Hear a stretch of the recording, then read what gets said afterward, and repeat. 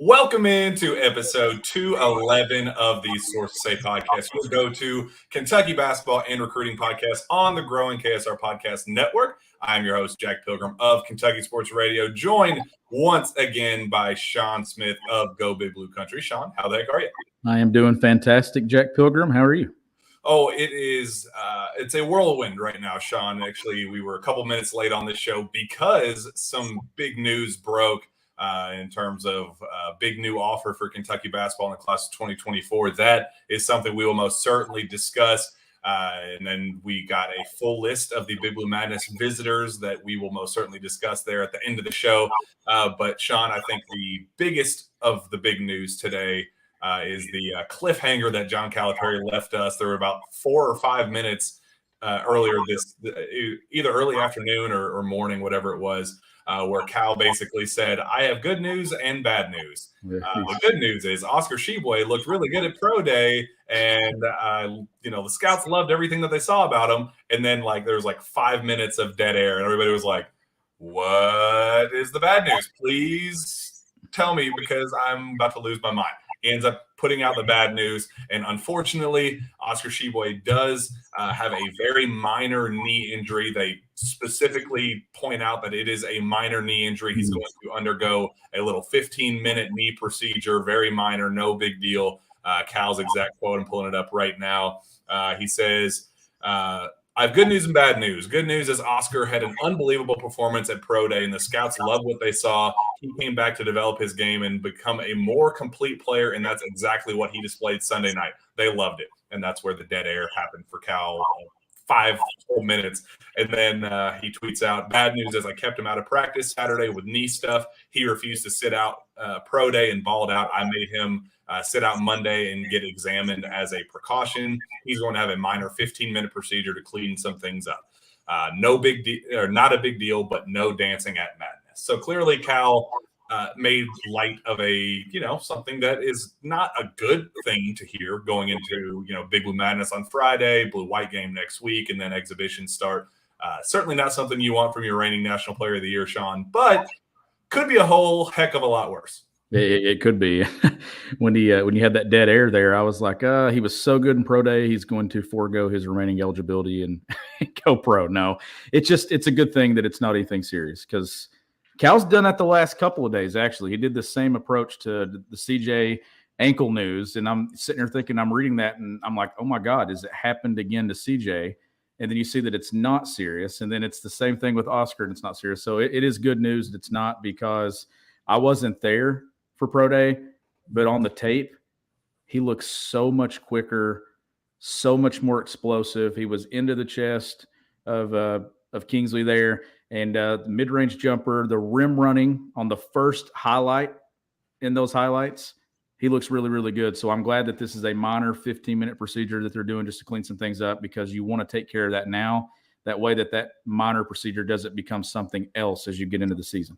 Yeah, and I did confirm with somebody close to the UK program that it's just a little minor knee scope. So it's not even like a huge procedure. I know it's only 15 minutes, but they wanted to put it out there because they knew that it would get out eventually, that a procedure would get done, and they didn't want the exact quote was, we didn't want anybody thinking that if it comes out that fans would just assume that he's going to have to get his leg amputated or something. And they're like, we did not want anything like that to come out. We wanted to make it very 100% clear that this is no big deal, nothing to be concerned about. Everything is just fine. And then when you see him at Madness not doing things, then everybody be like, okay, what's wrong with Oscar? Mm-hmm. So. And I oddly enough, should his leg ever be amputated, something tells me he'd still average 8 and 8 on a peg leg. So even still, I think he'd find a way onto the court regardless. But, no big deal. And, I mean, shoot, Cal, what he specifically said, he was, he had the injury at Pro Day. So the scrimmage highlights that we saw, and, I saw him, it was a full, hour and a half, hours worth of scrimmaging, probably, pretty close to an hour full 5-on-5 scrimmaging. Shawn, he looked tremendous. He was moving extremely well, looked light on his feet. As you said, that it opened up with an alley-oop to him, and he was, battling down low with Ugana, and, just time and time again. It was a great performance for him, and he was hurt. So all things considered, it could be a whole heck of a lot. Well, and that was the impressive thing was the way he was battling with Ugonna there is going into his chest. That is something that Oscar was affected by a lot last year was teams and their length. So him getting to go against some length and that rim protection every single day in practice is only going to benefit him and benefit this team. And it seems like that has allowed him to kind of get into the chest of the defender more, get to that little jump hook, get to some power moves there at the rim. But the mid-range game, the rim running that he has always had, Jack, we've always seen Oscar Tshiebwe work harder than anyone else on the floor. But that clip of him running to the rim there early, he beat every single player down the floor, and those guys had a 2 or 3 step lead on him when the transition started. So he looks like he's in great shape to me. I haven't seen him in person, but he looks like he's in fantastic shape. Probably the best shape of his life. Yeah, absolutely. And you talked a little bit about Ugonna, and his nickname is Ugo. So I'm sitting down with him later in this week, and I'll probably post that interview on the Sources Say feed so our listeners can hear that as well. And I'm talking to CJ Frederick tomorrow, and then Ugo on Thursday. So that'll be something that fans, I'm sure our listeners will definitely enjoy. But you brought up that head-to-head matchup, Ugo and Oscar. It was my first time getting to see Ugonna in person, and you know, I had heard what I had heard going into this offseason and when he first arrived on campus, and I'd said on the last show that he's way further along than I think the staff anticipated when they signed him, and I think they anticipated a little bit of a learning curve. Fortunately for the program, his basketball IQ is absolutely out of this world. He's very mature for his age, and that's kind of the buzz around campus right now, is that he is much further along because of those reasons, and he most certainly looked the part in that head-to-head battle against Oscar. Oscar obviously got the best of him because, he's Oscar Tshiebwe. But Shawn, I'm telling you, the length of a 6'11" guy with a 7'4" wingspan, that his measurements were out there and they look really good. We're going to go through some of those measurements here in just a second. But he most certainly looked the part. He had a little face-up game where he knocked down a couple jump shots, kind of worked on that pivot and then knocked down that right elbow jump shot. And that's something that he did not have in his bag. I mean, Shawn, when I saw him 4 months ago. So the growth that he has had has been out of this world. And, we've been kind of talking, what should the expectations be for him this year? And we've been saying, yeah, I wouldn't anticipate him playing much at all. The plan originally was to redshirt him. I mean, they were planning on redshirting him when they first, it appeared that he was going to end up committing, Shawn. But now as he's here and he's battling heads up against against Oscar every single day, I mean, it's becoming a real question if he should actually get some real playing time this year. And I think it's a valid point. Well, like I said, I wasn't there. You got to see the full thing, but there's enough of him in those highlights to like. And he looks comfortable. Like there were a couple plays there in the mid-range where he looked comfortable offensively. We knew about his impact that he could make defensively. It was the question of how raw he was offensively. And that looked like a guy that, as he continues to develop, can put some stuff together moving forward and develop really nicely offensively. Back to the thing with Oscar and Ugonna. So how it benefits Oscar, it's also going to benefit Ugonna that he gets to go against the reigning National Player of the Year every single day he's in practice. Imagine the development that's going to take place in his game throughout the next 6 to 7 months. And I'm with you. What I saw in those highlights, that looks like a guy that can play some basketball for Kentucky this year if they need him. Yeah, and I like the battle between those two. You get the length and size of Oscar, who, if you look, or of Ugonna, you look at the rest of that roster, there's not a single guy over 6'9". Damien Collins is the other tallest guy. I think Jacob Toppin, I think it's kind of the KD thing where I think Jacob's actually like 6'10", and they're listing him at 6'8" or whatever he is. I mean, I think when you put side by side, I think he's probably the tallest outside of Ugonna, but you go down that list, there's not a lot of length on this team. There's not a lot of size. And that is going to benefit Oscar. And I think that was put on full display because Oscar was having to go up and over instead of through. And on the flip side, Ugana's learning how to play against that type of contact, that physicality, that motor. He will not play a single player better than Oscar Tshiebwe in college basketball this season or ever. I mean, he will never play a better front court piece than what he's going to go, what he's doing every day in practice against Oscar. That is invaluable. Yeah, and nobody's going to beat and bang the way Oscar Tshiebwe does and attack the offensive glass, the defensive glass. Like Ugana is getting prepped for college basketball better than anyone in the country right now because of what he's having to go up against every single day in practice. And that in return might be what leads to the development of him being able to play minutes sooner than what Kentucky probably thought planned when he arrived on campus in August. Because you had no idea. You don't know how these kids are going to develop when they get there. I mean, it's the same way with any new player, but even more so when you have a guy that's getting there earlier than what was planned. But going against those guys and getting the challenge of that every single day, Jack, it does nothing but bring the best out of you because you have no choice to do anything less. Yeah, absolutely. The lineups, obviously, it was Ugo versus Oscar Tshiebwe at the 5, but the two lineups were split into, two interesting groups. Sean, I want to get your take on this. You had Savri Wheeler, Antonio Reeves, Jacob Toppin, Lance Ware, and Onyenso on one lineup, and then Kaysen Wallace, Adu Thero, Chris Livingston, Damien Collins, and Oscar Tshiebwe in the other lineup. Does that mean anything to you? Is there anything there to you? Hearing those two lineups. Not really anything specific other than I'm assuming Kaysen got the reps at the 1. A lot of reps, and he looked very good. Yeah, and I would say Kaysen's probably starting alongside Savir when the season starts, but that was more of in this moment, we got to get you some reps at the 1. We got to keep you on the floor because if Wheeler's not on the floor, Kaysen's going to be the 1. Absolutely. And you may see some cases in games where they play through Kaysen instead of Savir leading the point and leading the charge late in games. They may just flatten it out and do some stuff with Kaysen, but man, he looked good too in those highlights. And when we talk about his defensive game all the time, and it's always been the on-ball side, his off-ball defense, when he did the stunt and shot the passing lane right there, I mean, that's really impressive. Like that's elite defensively in both categories. On the ball defense, in gaps, deny, help defense, everything. He is an elite player on the defensive end of the floor, but he has a lot to his game too offensively. That's an area of his game that continues to develop and grow. There was a point. So there was one of the drills that Cal ran. It was a 2-on-1, 2-on-1. You see the 2-on-1, 1-on-2 the other way. With the box. But yeah, it was a 2-on-1, 2-on-1 the other way. And Kaysen was the one defender coming back.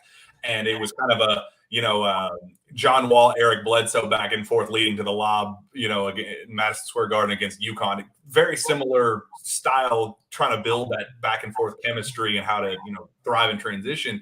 And there were several times in this drill that Kaysen was basically the free safety, backpedaling back. And he jumped the passing lanes twice and pulled off steals in that 2-on-1 drill. When the offense had numbers, he still managed to make something out of nothing. And that, I mean, there were, he got steals in the live 5-on-5 period. He's going to do that. And we saw that several times in the Bahamas. But it's little things like that when in that 2-on-1 transition period, it was like, whoa.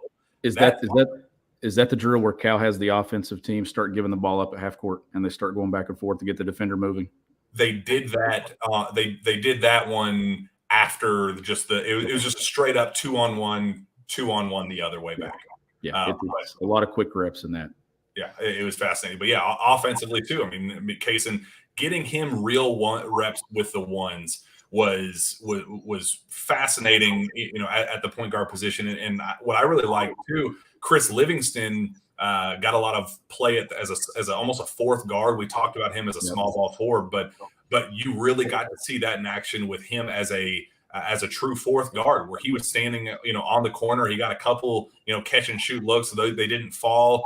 I'd like to see his shot fall a little bit better, but he had a couple catch and goes on the baseline where, like Hamidou Diallo against Louisville, 2018 or whatever, that pump fake, go baseline and just go dunk on somebody's head. He got a couple of those in the live period as well, which that's exactly what you're looking for out of Chris Livingston, Shawn. That's you want him at that small ball fourth guard role, and he worked it to perfection. And it goes back to what we said in the Bahamas in August. We didn't want to pigeonhole him into a 3 or a 4. It's a go be a playmaker. It's go and face up and use your size, use your length, use your strength.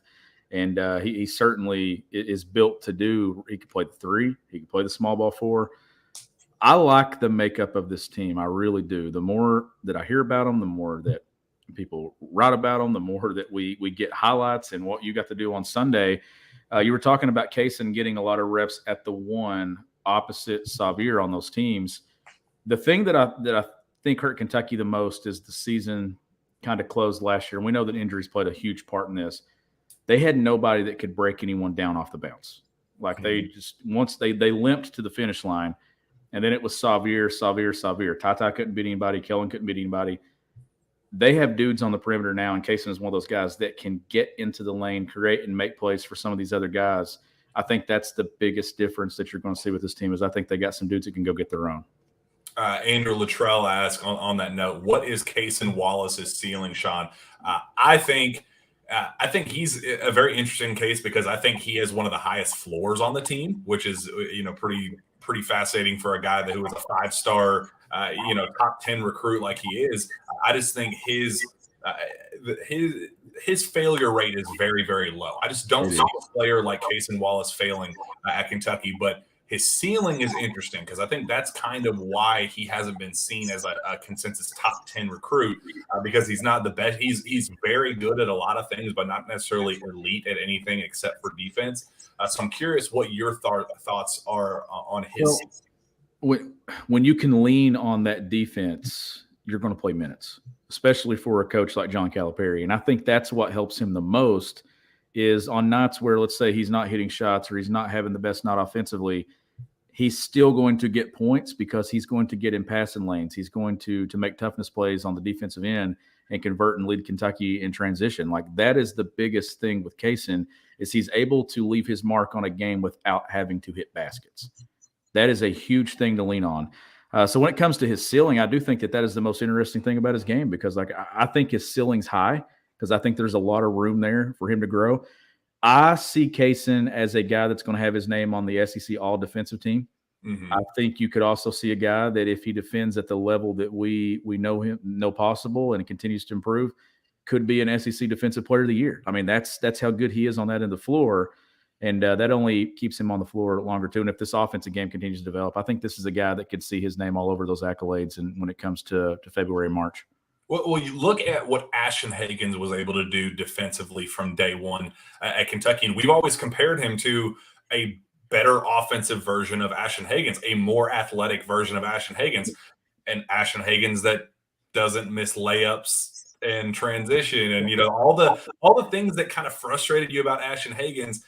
It's kind of what Kaysen Wallace does very, very well. So it's kind of like the best version that you thought Ashton Higgins could be in your head, from a shooting and, ball, vision, basketball IQ, defense, finishing, all of those things. It's the best version of that. And I think that's kind of what makes him so fascinating. And Ashton was a lot of on the ball pressure stuff. Kaysen, I think Kaysen moves better than Ashton does. I don't know. I'd be interested to get your take on that. I feel like he does naturally. I think he moves a lot better.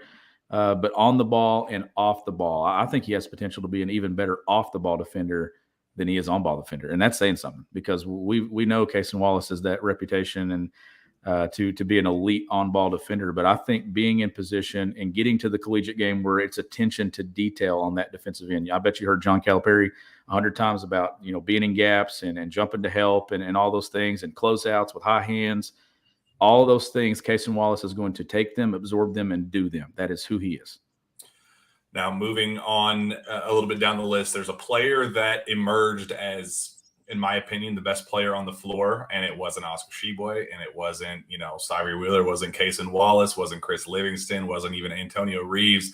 Shawn, it was actually Damien Collins of all people. He was sensational. In fact, I was writing my notes as it was going on, and he did 3 or 4 things in a row where I wrote down Damien Collins as a clear first-round pick after he did it. There was one sequence where I don't know if it was a lob or a shot attempt. I think it came from let me look at the lineups. It was the opposing point guard. I believe it was, I think Xavier. It might have been Antonio Reeves, actually. I think Antonio Reeves tried to do a little floater in the lane or a lob or whatever it was.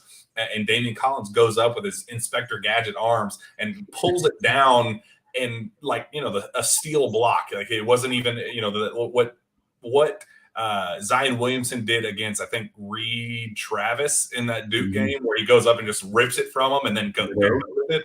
It was like that. And then he goes on the other end and he does this kind of hesitation pull up from the right wing where he almost shoots down at the rim. His jump shot is so tall and high. He gets so much lift on his shots and he almost shoots down into it like Kevin Durant. In fact, I go back to a conversation we had with John Calipari down in the Bahamas, where he said, he'll do some stuff in practice where it's almost Kevin Durant-like, because he's a 6'10", 6'11" forward, but, he jumps so high and he's so skilled that he does some kind of weird Kevin Durant stuff.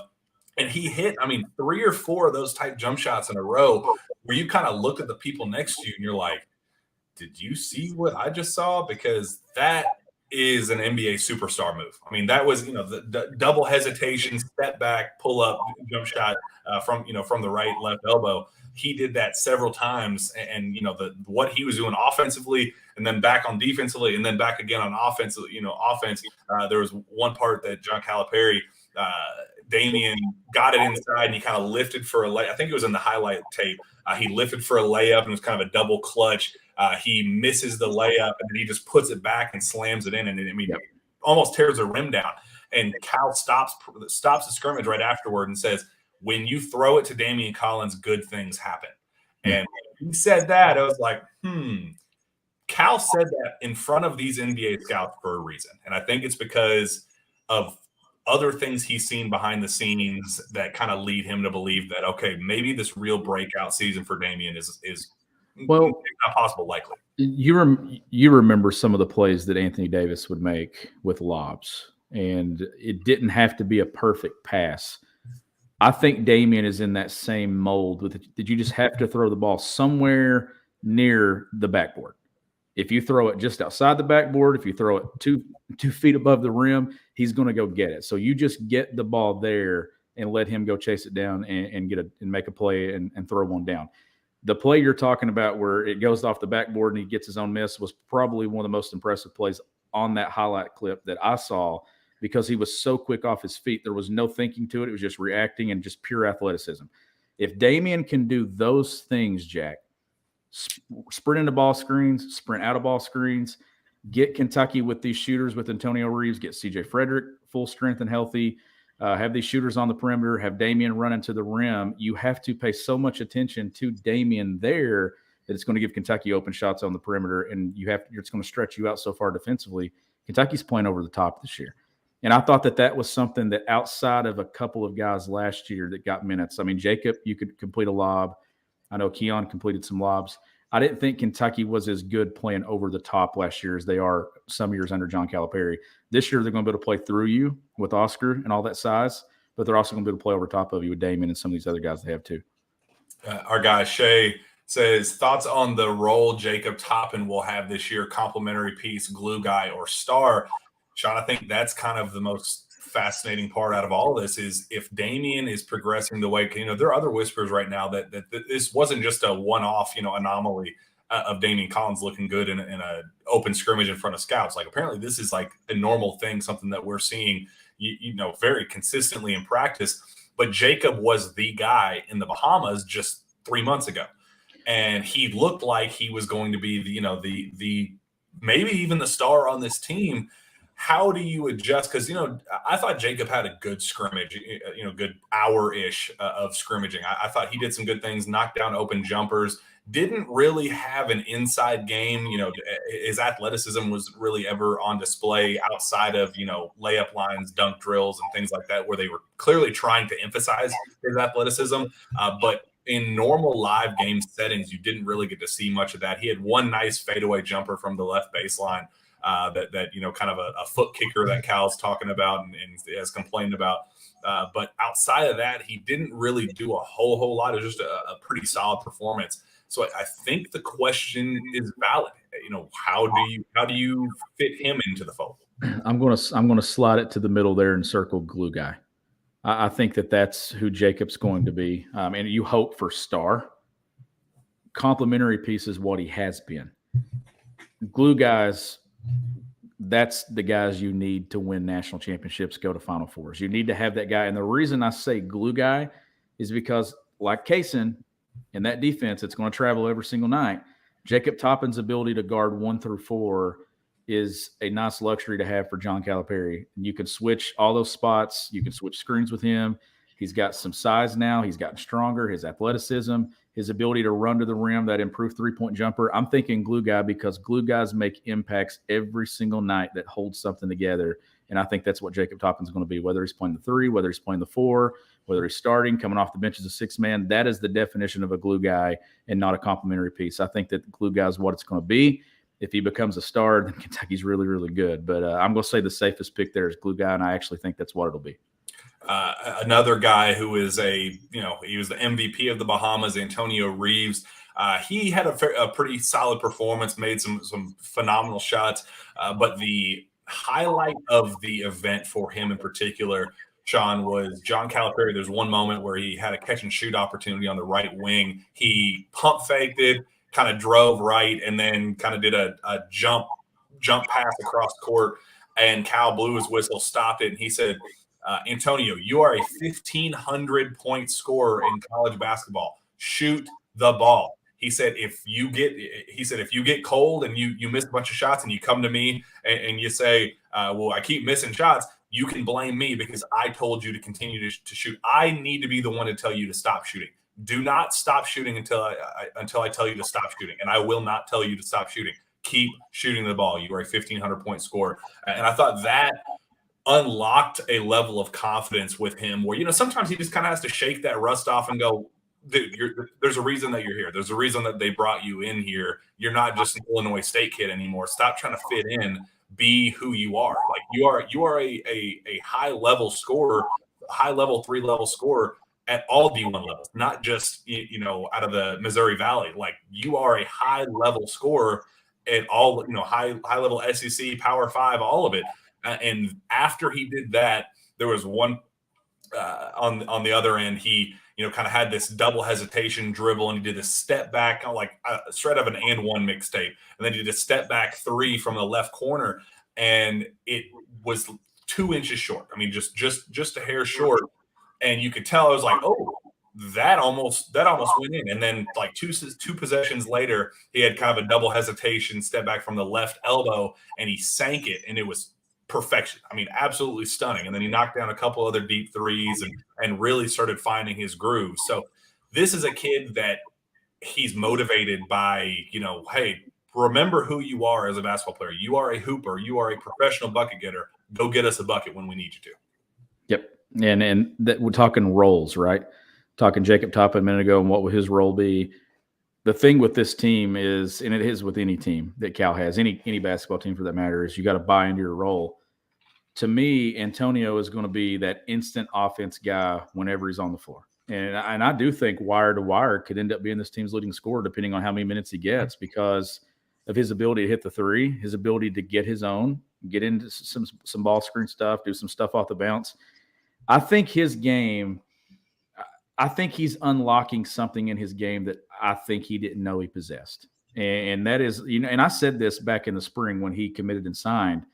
I was like, he's not going to score at the level he did at Illinois State. And, shame on me, right? Because he goes to the Bahamas and absolutely just cooks. That is what you want. You want that guy knowing anytime he walks on the floor, whether it's starting role, coming off the bench, he is looking for shots. He is hunting for shots and has to defend his position. If he does those 2 things, Kentucky's got a sniper out there on offense. And that's what you want. I mean, you're talking about a guy that with his length, I think that's what separates him too. He has some size and he can score and shoot over top of guys.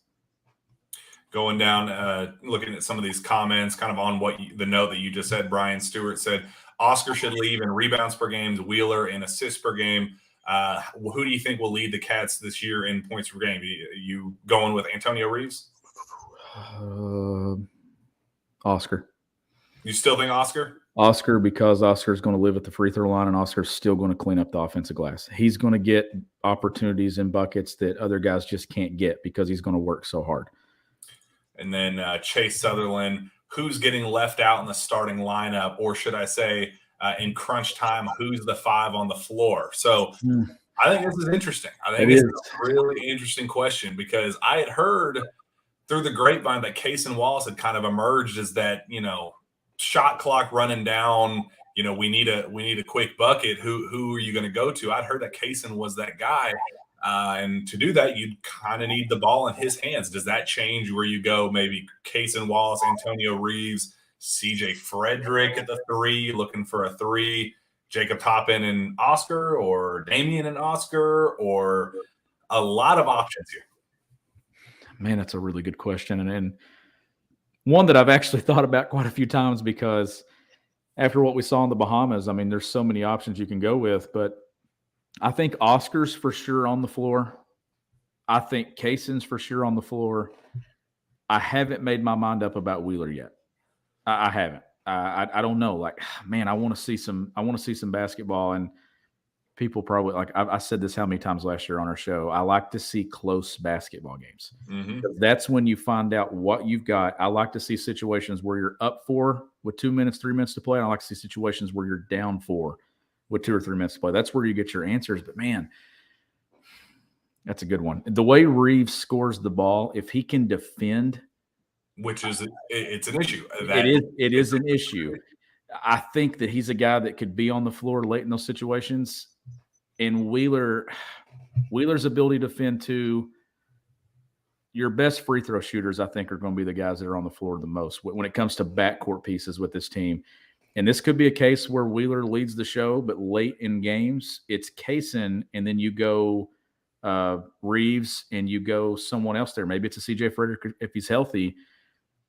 Man, there's so many options this team has. But I think Oscar's for sure on the floor. Kaysen's for sure on the floor. I think the other 3 are kind of up in the air here. Speaking of that, but also not really speaking of that, Preston Floberg says, thoughts on Xavier cutting his hair? Didn't recognize him in the highlights for a bit there, but hey, his mid-range jumper, I know it's don't make me believe in it one time and then you go 0 for 10 one game from 10 feet, but it looked better on the highlights. You got to see a full thing. So what did you see? But it looked better. So yep. He's confusing, man, because he has to take that shot though. He does, and that is actually his best shot. He actually hit that pretty consistently in the scrimmages, and the 1-on-1, 2-on-2, 2-on-1, the different individual drills that they were trying to do, and kind of situational drills. That's when he kind of thrived at his best. In game situations, he didn't shoot from 3 very well, but weirdly enough, in the 5-minute drill that Cal does, the 5-minute 3-point shooting drill, Xavier was tremendous from 3. I mean, absolutely tremendous. He may have had a foot on the line on every single shot, but regardless, that's beside the point. He was shooting extremely well in that situation.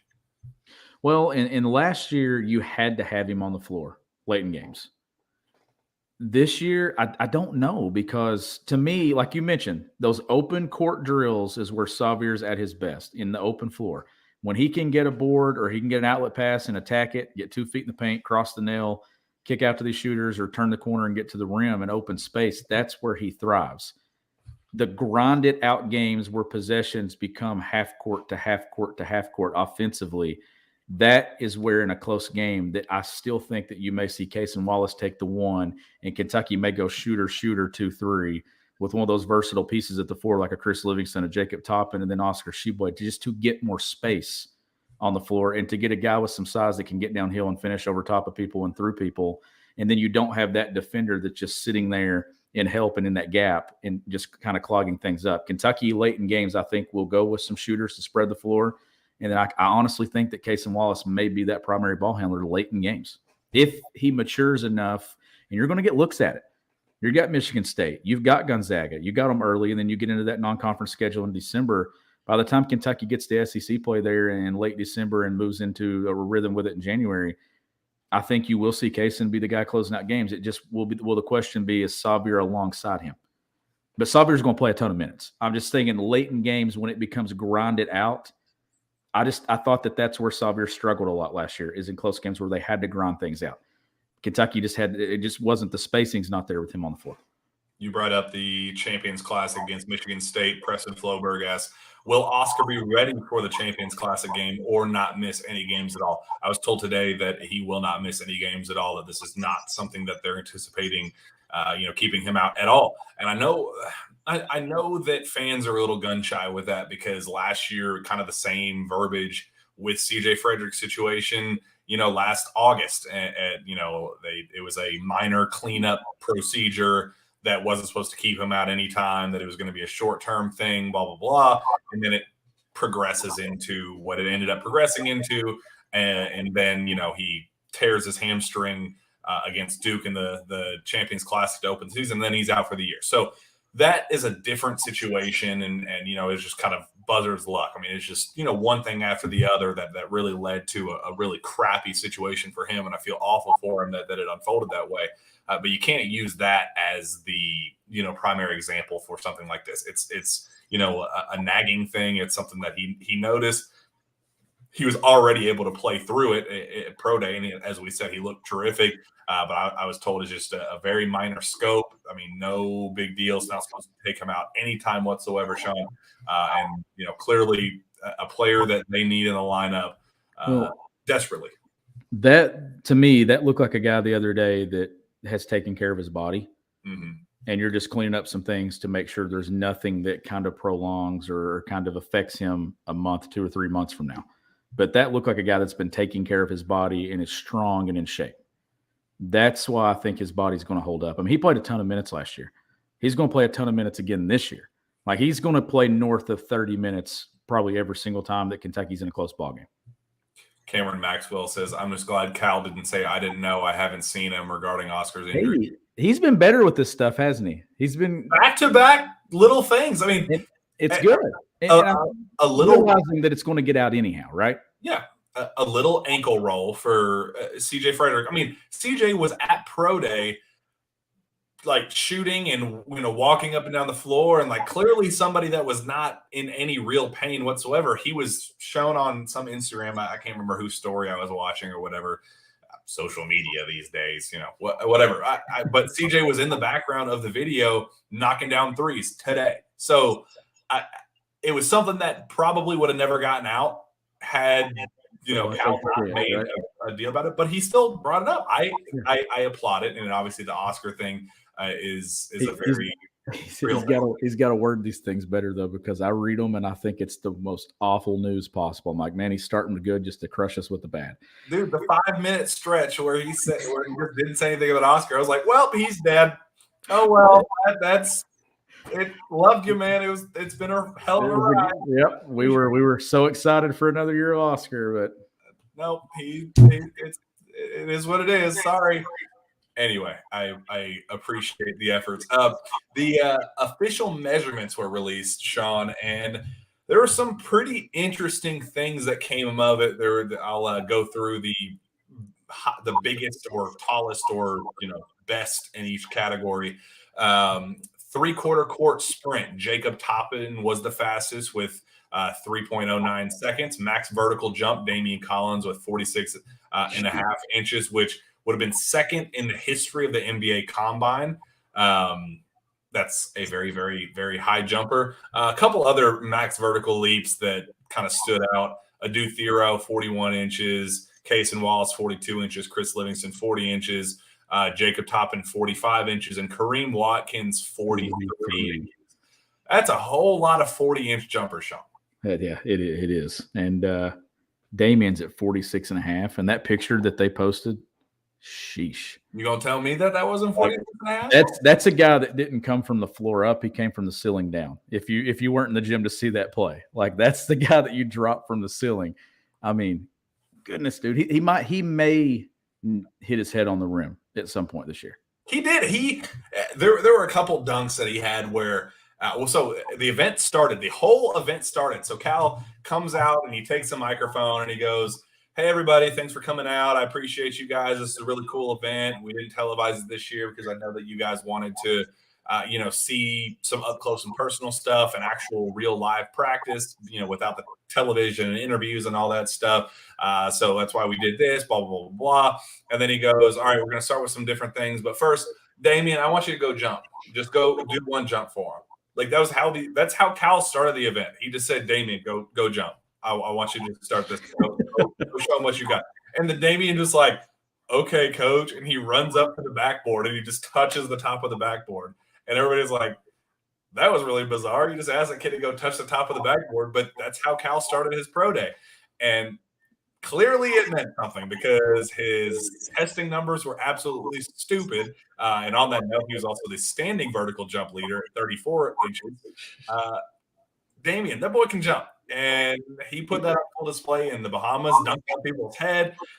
He put it on full display in these scrimmages with the Inspector Gadget arm play I was talking about, where he ripped the ball out and did the Zion Williamson thing.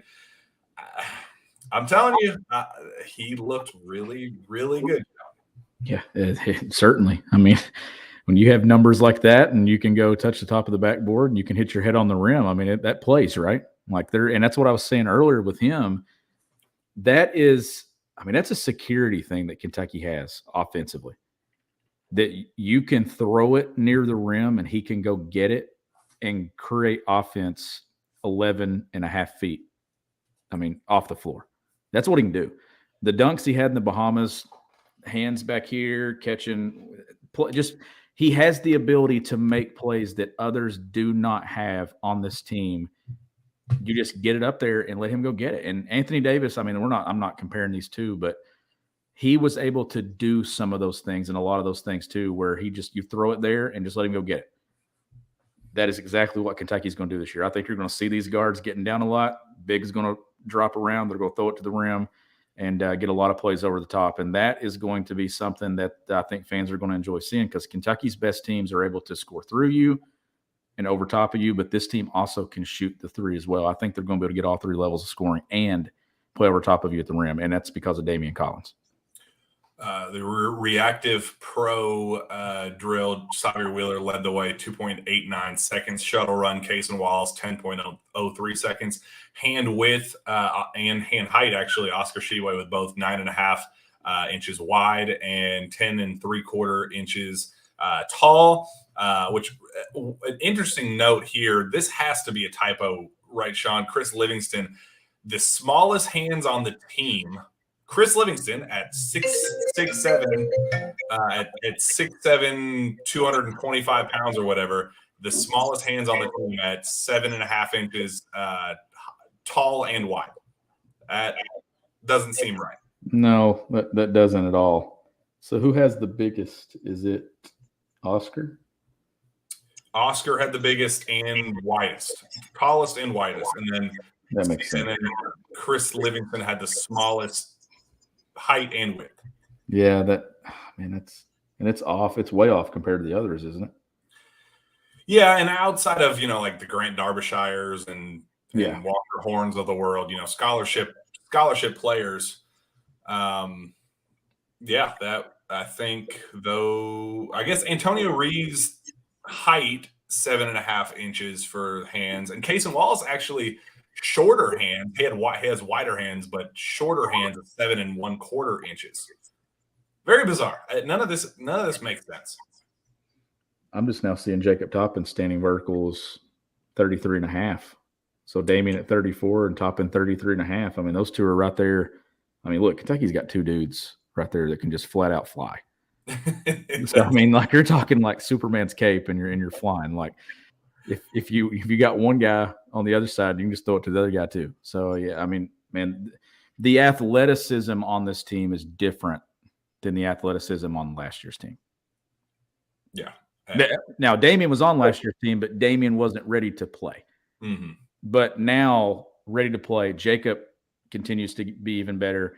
I just think they're more athletic, especially in the backcourt. I just feel like it's a more athletic backcourt this year too. Rounding out the wingspan, Ugana and Oscar Tshiebwe both have 7'4" wingspans. Ugana is the tallest, 6'11". Standing reach, Ugana at 9 feet 2.5 inches. So there are your updated measurements, the tallest at each position. Any of those, height, width, numbers, any of that stand out to you? Not really. I mean, I guess standing reach. There's so many numbers to look at on this form. it's a hell of a spreadsheet. If you're a fan of numbers, you love this. And there's that play, by the way, off the backboard, and just crams on you, like absolutely filthy. So explosive and quick off the floor. How did Lance look? Lance did his role. He did nothing bad, and I think that's exactly what he needed to be. He was. I thought he moved a lot better. He had some plays. There's some KD level stuff with that's insane. Filthy. Oh, filthy. The block shot, outlet pass to Chris Livingston. Oh, just chef's kiss. Look at you play by play here. That's just absolutely stunning. Anyway. That play right there with Oscar when he caught it on the elbow and turned and went left and blew by Ugana, that's impressive. I mean, that's where I thought he looked quicker. Mm-hmm. And he's hurt. Exactly. So how quick will he be when he gets that? That was the little hezzy left elbow pull up that Antonio had, where it was like, "Oh, there you go." There's a right elbow jumper for Xavier. Anyway, we can be breaking this down all day long if we wanted to. Yeah, we're going to replace Tom Leach's highlights with me and you breaking stuff down. Absolutely. Well, let's move on from Pro Day because there's obviously some big stuff coming down the pike. Big Blue Madness is this Friday. How excited are you for this event? We've talked for several weeks now about how excited we are for it, and some of the things John Calipari said. He wants this to be an event that people talk about for a month. Do you think he's gonna live up to that hype?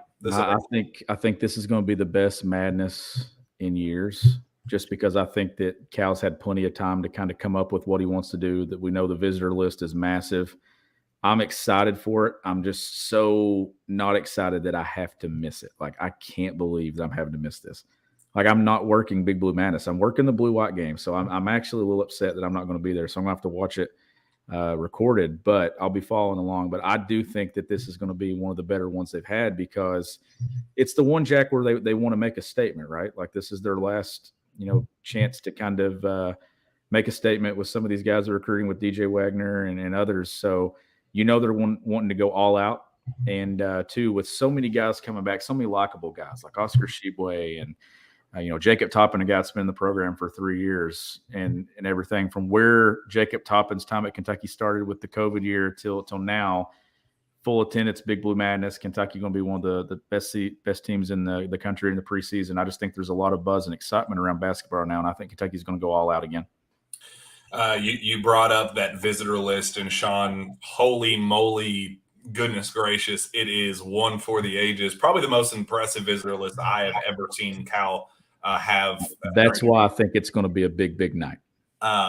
Look, DJ Wagner, Aaron Bradshaw, Justin Edwards, Reed Shepherd, Ian Jackson, Carter Knox, Ace Bailey, Travis Perry, Jasper Johnson.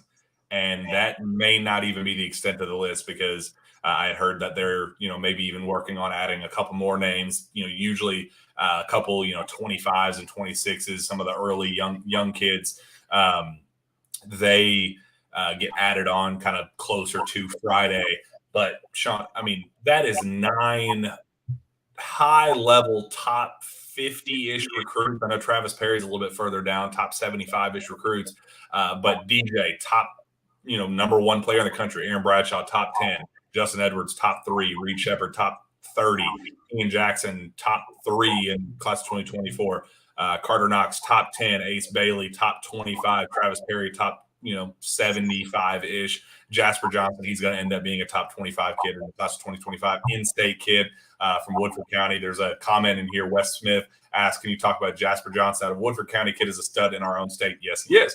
And that's why they are working to get him in. There's some conflicting stuff about whether he would be able to make it or not. Kentucky wants him there, and they're trying to get him there.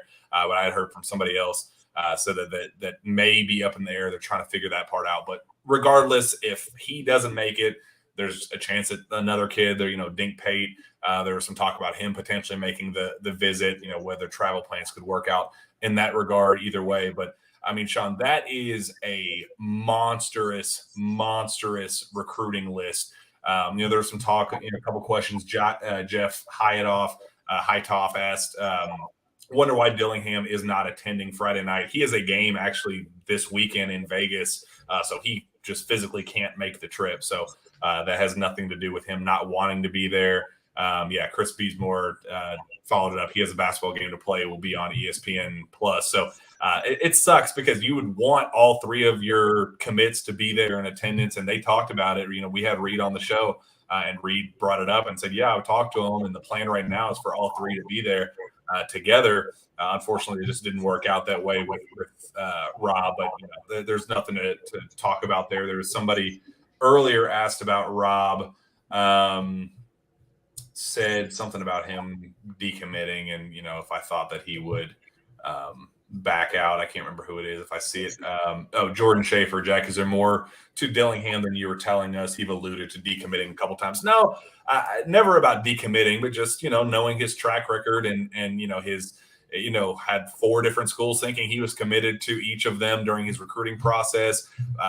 Committed to North Carolina State after he had already been silently committed to Kentucky and maybe even a couple other schools, and then he ends up decommitting, and that process has been a back and forth. Is going to Donda Academy. There's some talk about just kind of the logistics of all that and how that works with credits and things like that. So it's more so just the back and forth. Will he end up going the pro route, things like that? But I've heard that on Kentucky's end, they couldn't be more confident that he's going to end up being on campus. I've heard on Dillingham's side that they are still extremely confident that they're going to make it on campus. Nothing, no concerns in that regard at all. And it just sucks that he can't be there this weekend. They definitely wanted to make that happen. But Shawn, I think the biggest news. Before we move on to the other big news, DJ Wagner today, I think may be the final punch in the gut, and for others hoping to recruit him to their respective schools. DJ Wagner, Shawn, signs with Nike. I mean, signs with Nike. Nike announces him as a Nike athlete today. I mean, you go to Kentucky when you do that. I'm okay. I mean, look.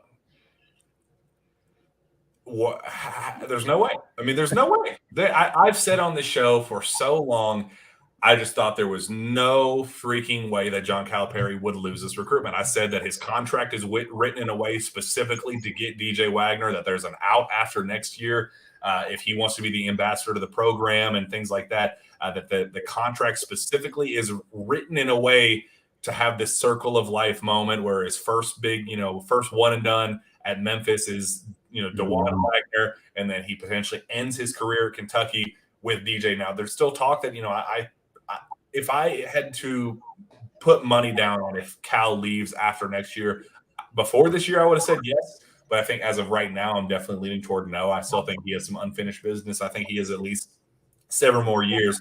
But you don't have that type of build-up for a guy like DJ. You're not going to get. Yeah. You're not infinitely confident that you're going to figure out a way to get it done. Yeah. Seeing that he signs with Nike, I mean, that's kind of that's it. Like that to me closes it. That's man.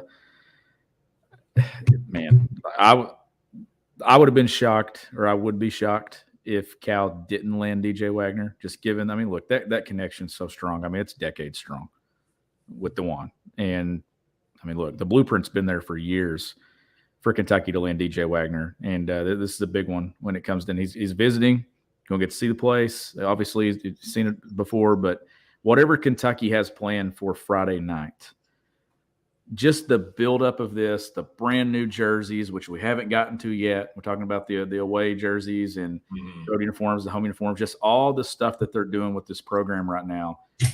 It just feels like that this is a lot of people working behind the scenes to create a night that fans will enjoy, the players will enjoy, and it's all about putting on a show. That's what Big Blue Madness is. It is to recruit for your program and to reward your fans and give them a show. I think Kentucky's going to go all out. I don't know what they have planned, but I'm expecting a very good show Friday night.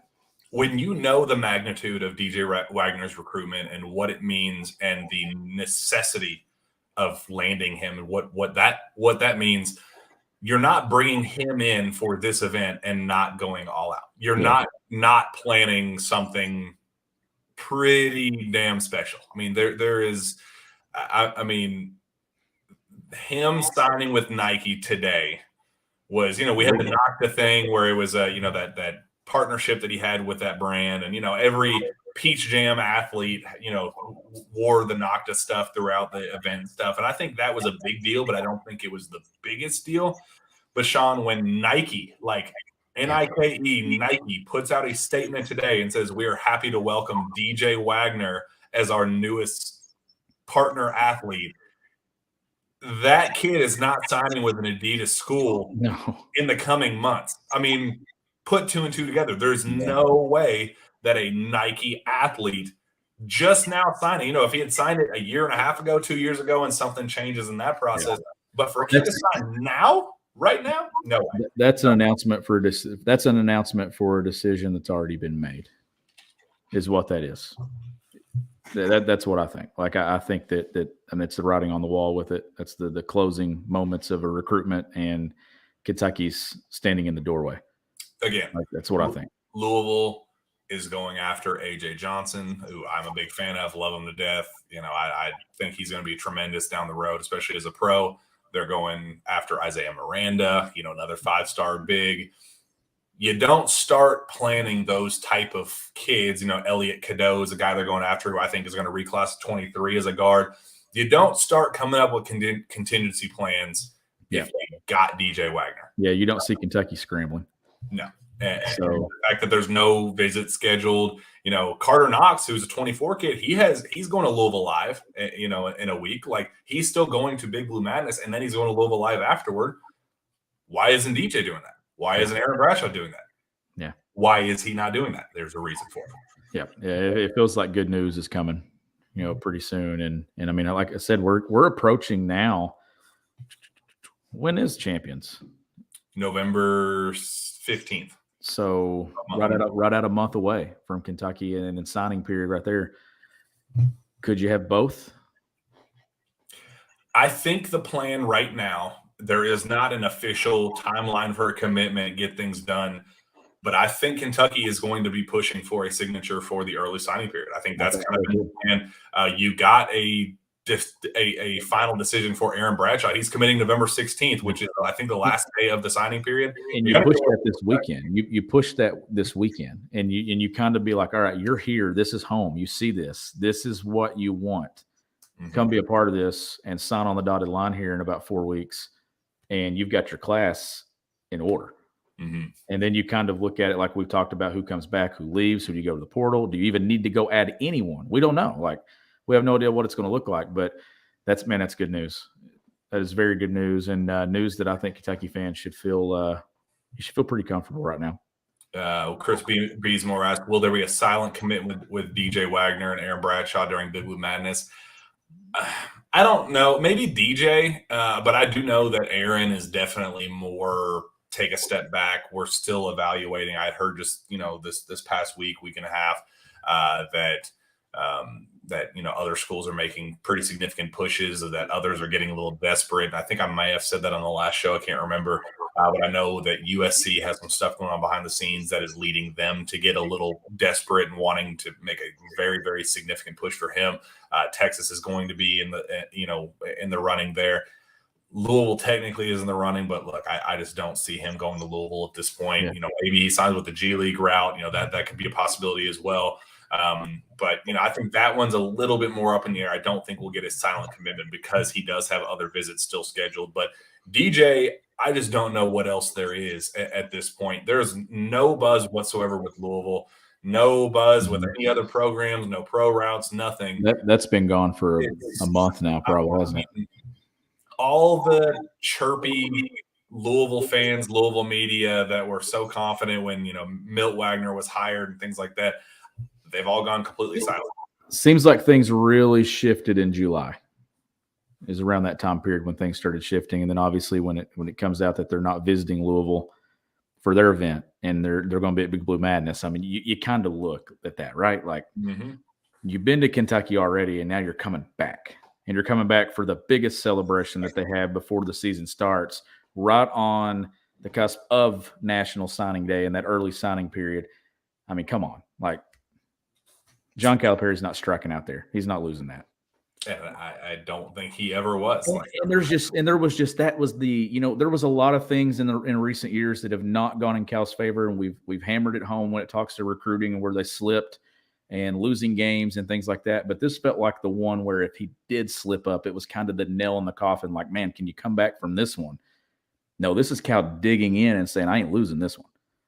And has found kind of found some new life with his program. I think. I sense an inspired coach right now. I think a guy that's kind of got the shot in the arm.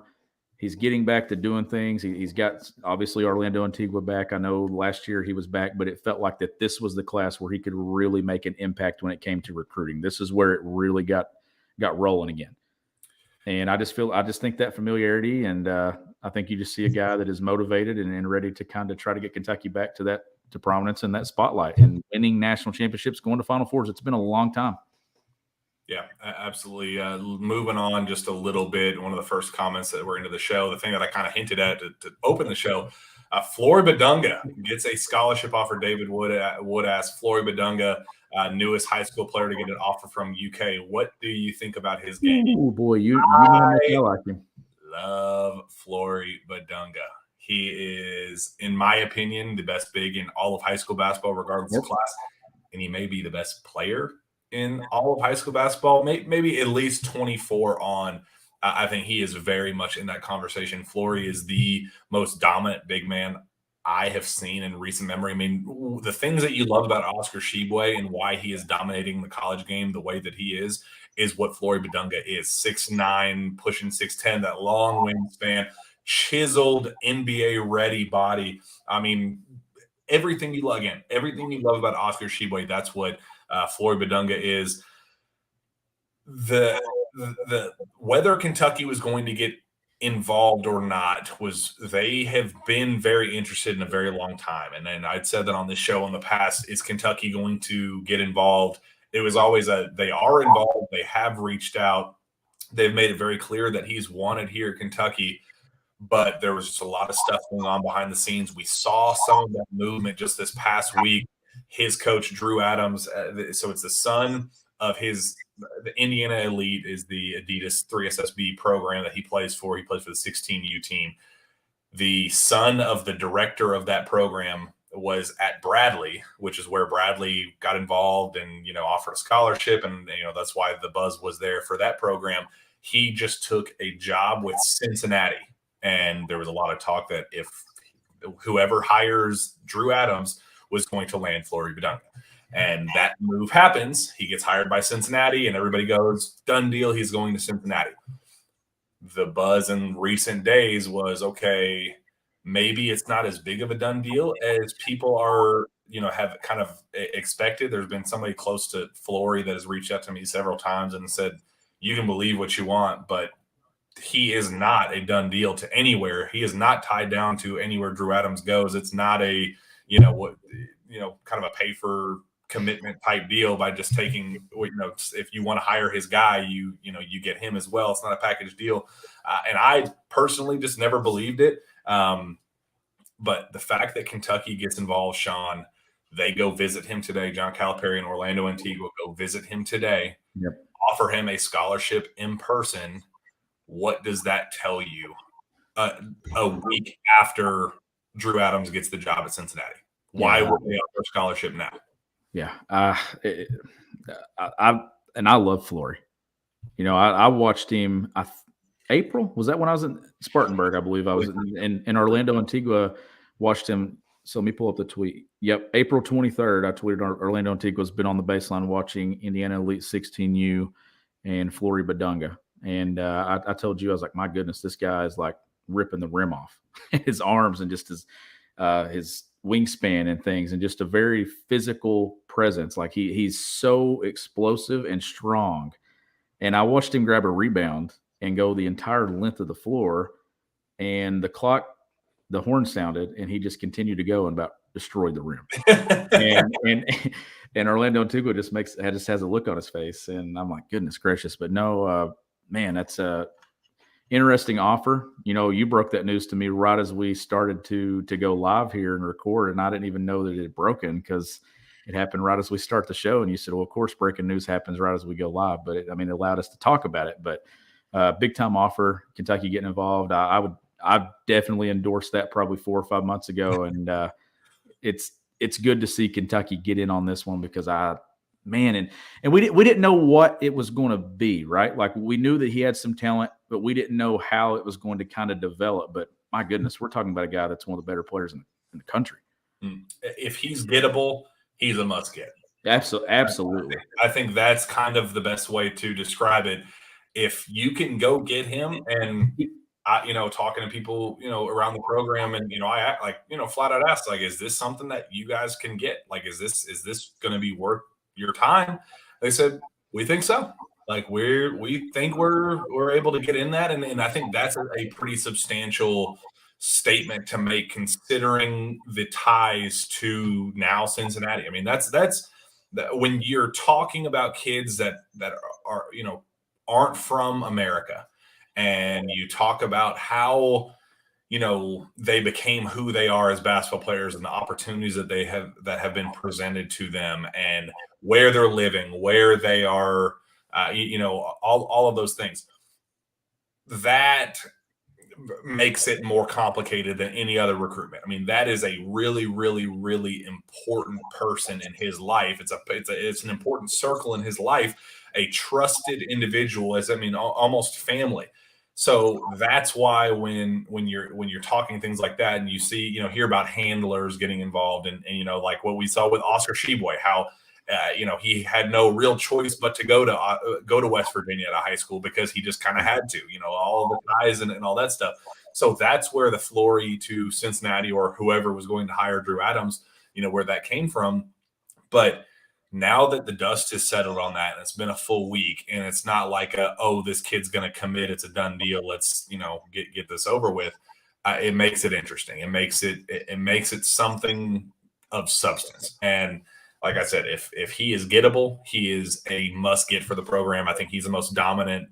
I think he's, Shawn, a day one double 15 and 10 type guy. The dominance that you see of Oscar Tshiebwe, he's not very fluid. He's not a jump shooter. He's very limited outside of 5 feet offensively, but that's all he needs to be. I mean, because he's elite defensively. He's an elite shot blocker, blocks with both hands, off ball, offhand shot blocker, very active with steals and, getting deflections and things like that, and absolutely tears the rim off of every single dunk attempt that he has.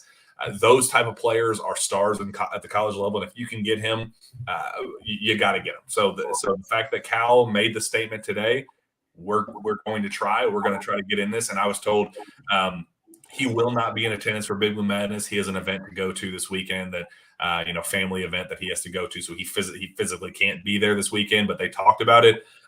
They are planning a visit for him in the very near future, Shawn. So getting him on campus, again, that recruiting momentum we're talking about, getting guys on campus, Cal trying to make statements on the recruiting trail, wouldn't be a bigger statement than getting a guy that people kind of deemed as an ungettable kid.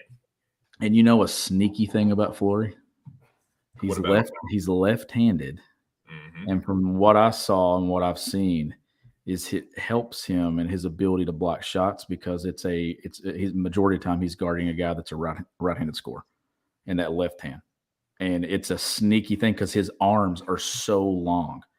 Like, I'm talking, when I was standing there on the baseline, arms straight down, I'm talking like halfway down his leg. I mean, he is huge. Like, his length covers so much ground.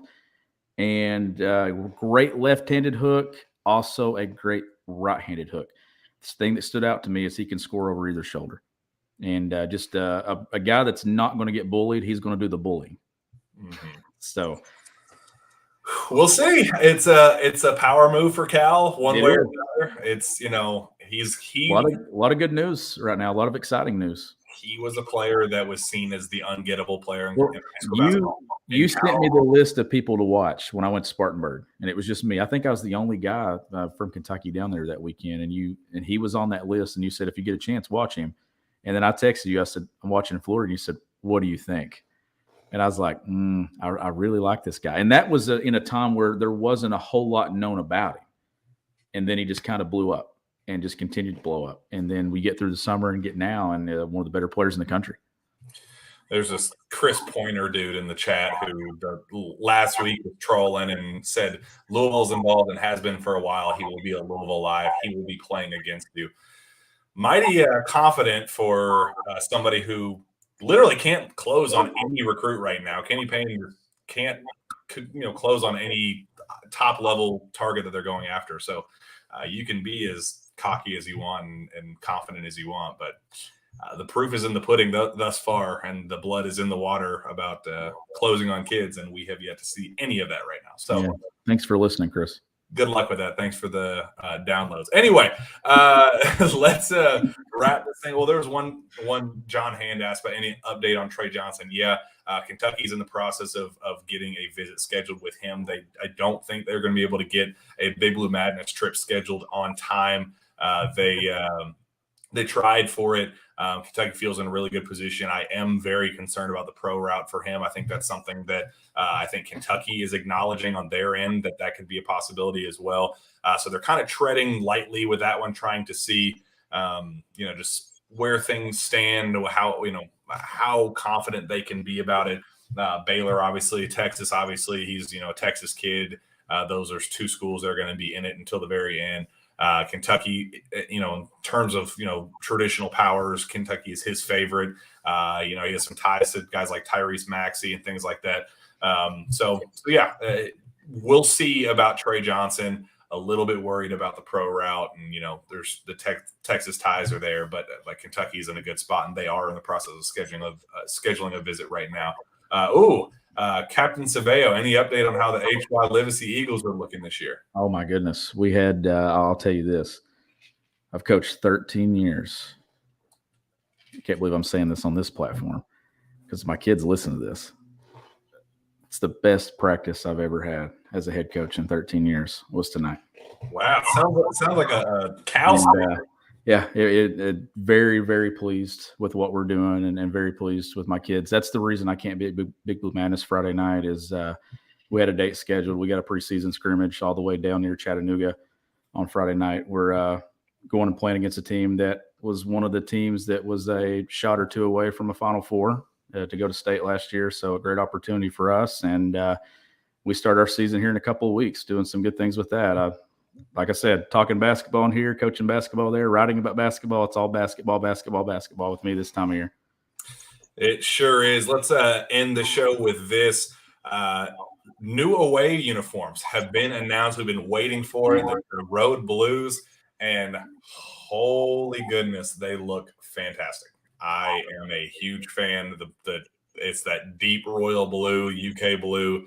I love the stripes. I love the. It's a very, very sharp jersey, and the gold on the back neck is about as it stands out. It's not obnoxious. It's clear and concise. It's stunning. Big fan. I love them.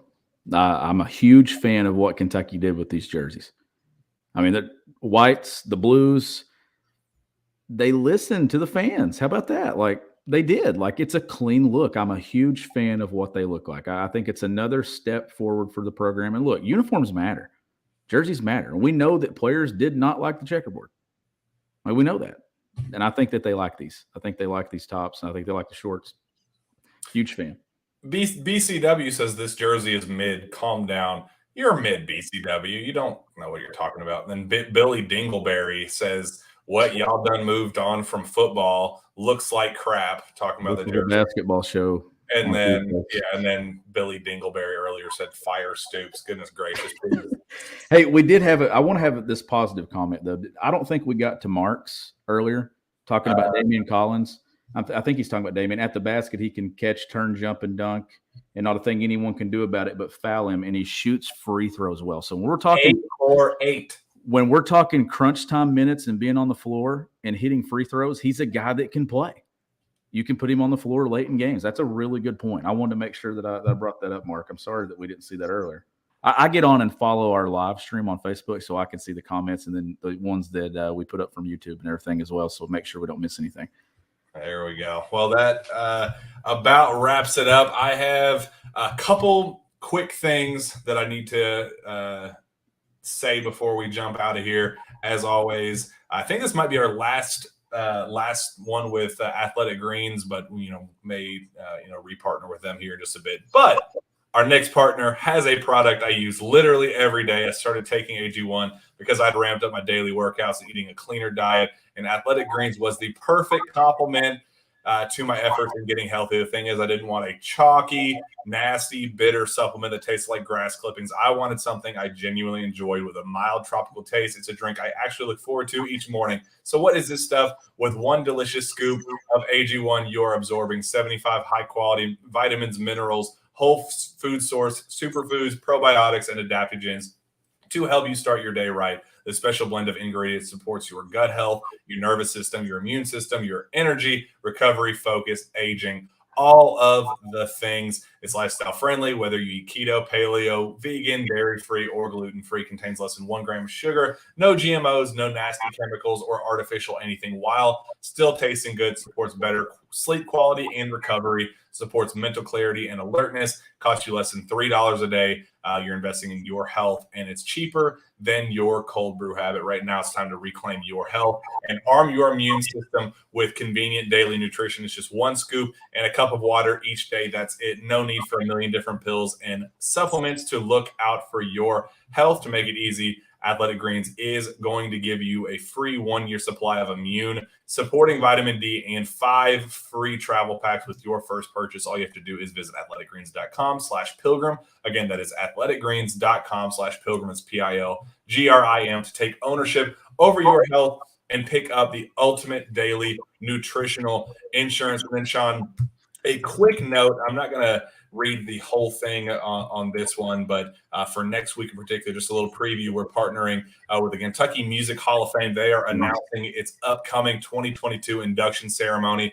It is held at the Renfro Valley Entertainment Center, New Barn in Renfro Valley, Kentucky, on Friday, October 28th, 2022. This year's inductee class contains a very deserving group of individuals from Kentucky who have left an eternal impact on the music industry. Some of the names: Carly Pierce, Nora Lee Allen, Tommy White, T.D. Young, Marty Brown, Pete Goebel, Chet Atkins, Paul Yandel, and then Jack Patty will be receiving the Carl Shannon Legacy Award. Performance will be made by each inductee, as well as special guests honoring this year's class, as well as an in memoriam of music legends who we have recently lost. Tickets for this star-studded event are on sale to the public through www.renfrovalley.com. For more information about the event, call 606-256-1000 or visit KentuckyMusicHallOfFame.com.